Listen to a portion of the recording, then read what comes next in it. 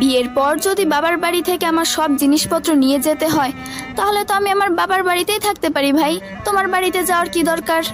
আমাকে রাখার মতন বিছানা হবে না, আমার জিনিসপত্র গুছিয়ে রাখার জন্য ড্রেসিং টেবিল, শোকেস, আলমারি হবে না, আমাকে লেপ, ক্যাথা, বালিশ সবই নিয়ে যেতে হবে। তাহলে তুমি কি এতদিন গাছতলায় থাকতে?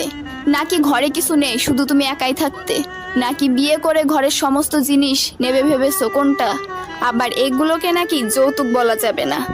তাহলে এক কাজ করো, তুমি আমার বাড়িতে চলে এসো। আমার বাড়িতেই দুজনে একসাথে সংসার করব। আর হ্যাঁ, তোমাকে কিছু আনতে হবে না।